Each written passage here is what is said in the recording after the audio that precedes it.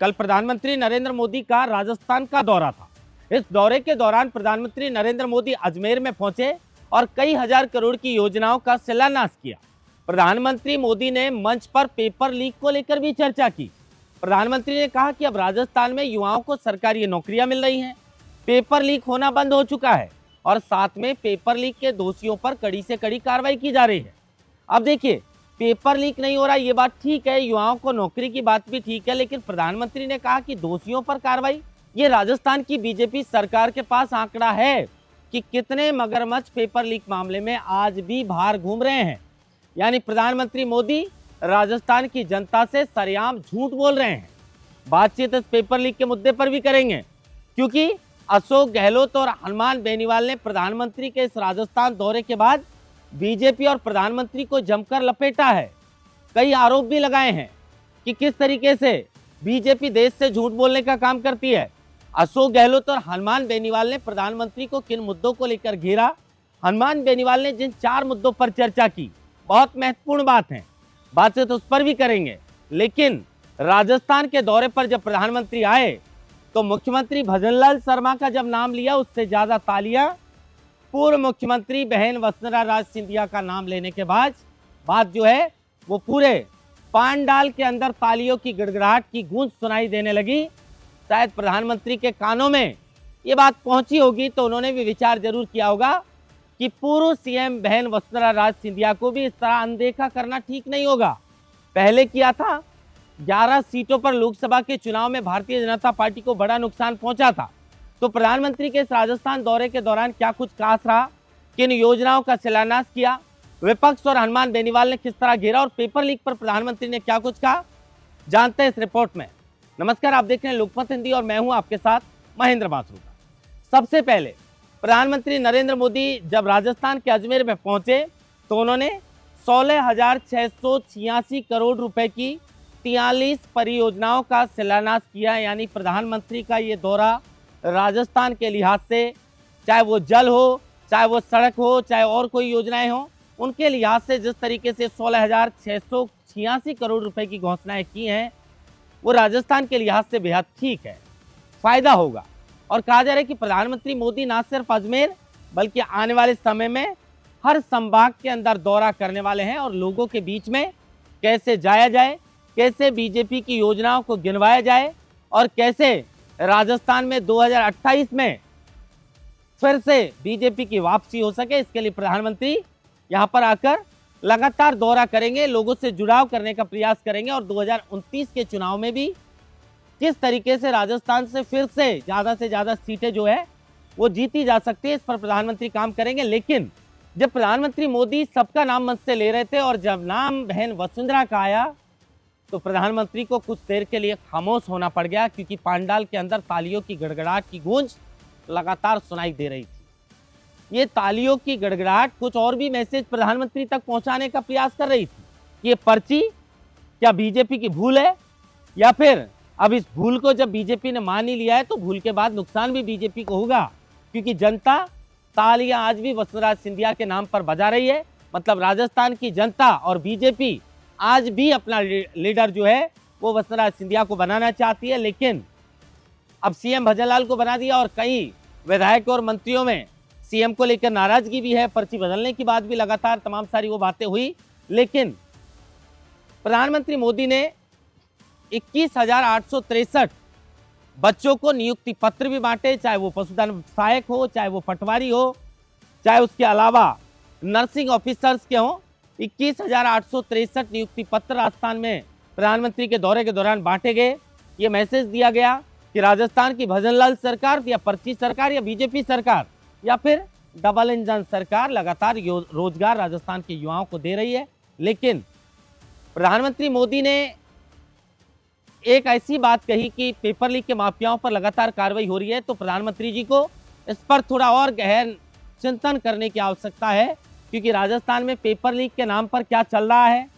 Sub inspector की भर्ती को आज भी लटका रखा है।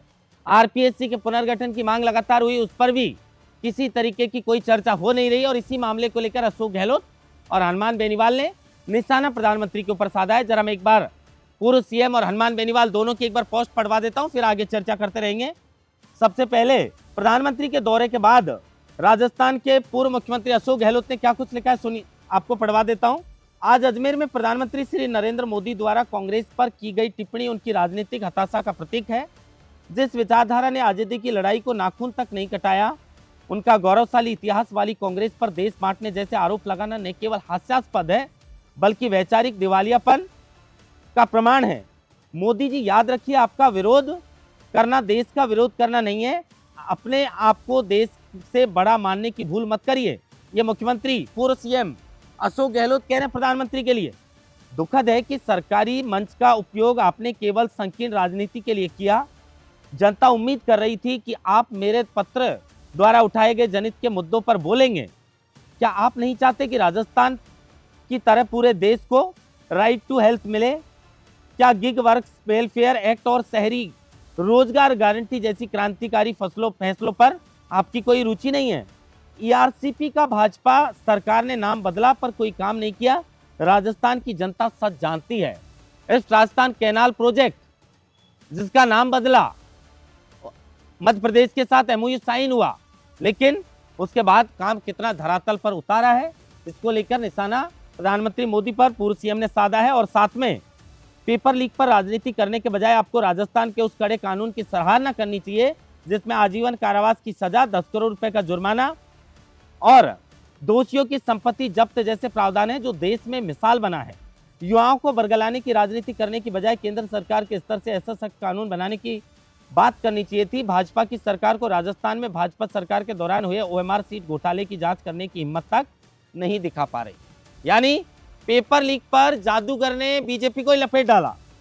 और लास्ट में लिखते हैं, बेहतर यह होता कि आप विधानसभा चुनाव के दौरान कांग्रेस सरकार की योजनाएं बंद करने की अपनी गारंटी पर कायम रहते हुए आज मुख्यमंत्री को बंद की गई योजनाओं को पुनः शुरू करने के निर्देश देते, क्योंकि राजस्थान में आपके डबल इंजन का खोखला नारा अब डबल जीरो साबित हो रहा है।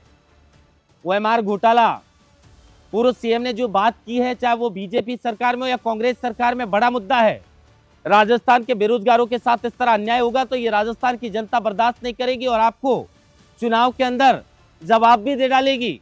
इसलिए ओएमआर सीट पर बीजेपी क्या रुख अपनाएगी, क्योंकि एसओजी ने खुलासा किया है विगत 11 वर्षों से राजस्थान में धड़ल्ले से ओएमआर सीट का घोटाला चल रहा था। 4th ग्रेड जैसी भर्ती जो है उन पर क्वेश्चन मार्क बच्चों ने लगाए थे।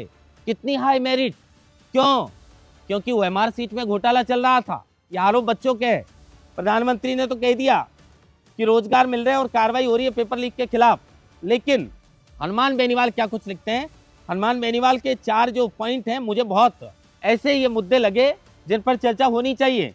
हनुमान बेनीवाल ने मुख्य रूप से पेपर लीक का मुद्दा उठाया है और मगरमच्छों पर कार्रवाई करने की बात कही है, आरपीएससी के पुनर्गठन की बात कही है और भ्रष्ट विधायकों के ऊपर कार्रवाई की बात कही है। रेवंत राम डांगा पर निशाना है, अनीता जाटव और ऋतु बनावत तो बच रही हैं, लेकिन इन विधायकों के खिलाफ कब गाज गिरेगी, इस पर भी हनुमान बेनीवाल ने मुद्दा उठाया। और साथ में एसआई भर्ती पर केंद्र सरकार अपना क्या स्टैंड रखती है। चलिए हनुमान बेनीवाल ने क्या कुछ लिखा पहले पूरा पढ़वाते हैं।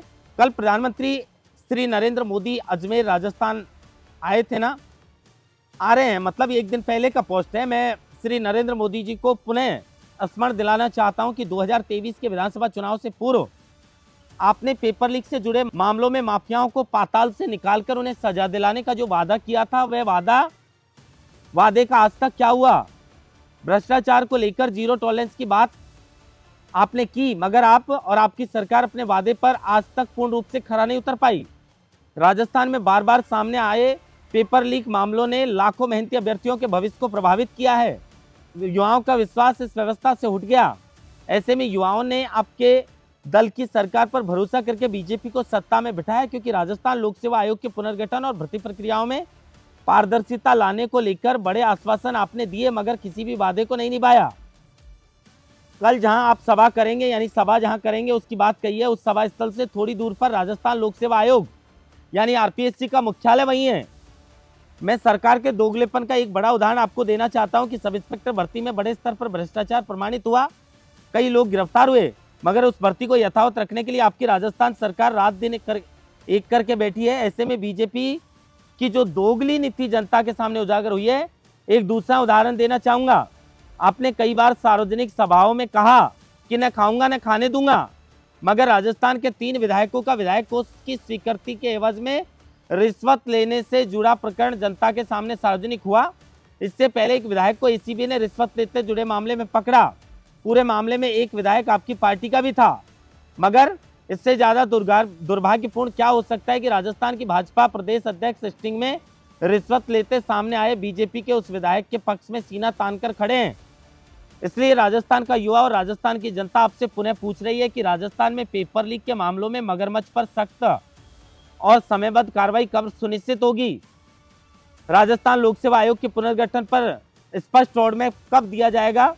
ऐसे भ्रष्ट विधायकों पर कब कार्रवाई होगी जिनका भ्रष्ट आचरण जनता के सामने उजागर हो गया। और राजस्थान पुलिस उपनिरीक्षक यानी सब इंस्पेक्टर भर्ती 2021 को लेकर केंद्र सरकार क्या स्टैंड रखती है। युवाओं का भविष्य केवल वादों से नहीं बल्कि ठोस फैसलों से सुरक्षित होगा। पीएमओ इंडिया, मोदी पर्ची वापस लो। हनुमान बेनीवाल ने और अशोक गहलोत ने प्रधानमंत्री जी को उनके वादे भी याद दिला दिए और ये भी बता दिया कि बीजेपी सरकार कुछ नहीं कर रही, आप पर्ची वापस ले लीजिए। अब प्रधानमंत्री राजस्थान में आए, योजनाओं का शिलान्यास किया और चले गए, लेकिन ये वो मुद्दे हैं जो राजस्थान के बेरोजगारों से जुड़े हैं, राजस्थान के गरीबों से जुड़े हैं। पर्ची सरकार से उम्मीद राजस्थान की जनता को है।